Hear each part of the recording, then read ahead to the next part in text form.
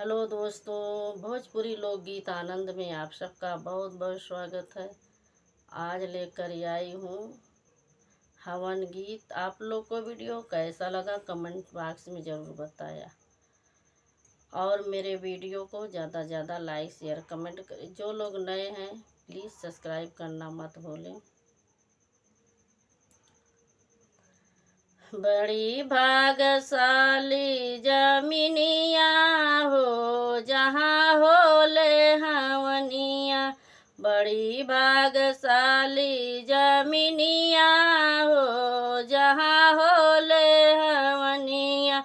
हवना के धुआं देखी शंकर जी आए। हवना के धुआं देखी शंकर जी आए। संगवा में पार्वती रनिया हो जहाँ होले हवनिया। संगवा में पार्वती रनिया हो जहाँ होले हवनिया। बड़ी भागशाली जामिनिया हो जहाँ होले हवनिया। हमना के धुआं देखी ब्रह्मा जी आए। हमना का धुआं देखी ब्रह्मा जी आए। संगवा में सरस्वती रनिया हो जहाँ होले हवनिया। संगवा में सरस्वती रनिया हो जहाँ होले हवनिया। बड़ी भागशाली जमीनिया हो जहाँ होले हवनिया।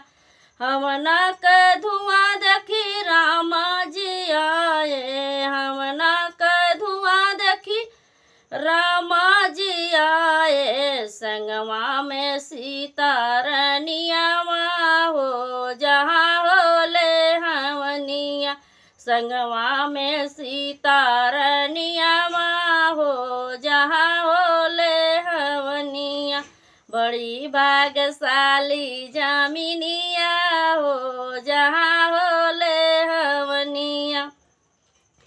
हवना के धुआं देखी कृष्णा जी आए। हवना के धुआं देखी कृष्णा जी आए। संगवा में राधा रनिया हो जहाँ होले हवनिया।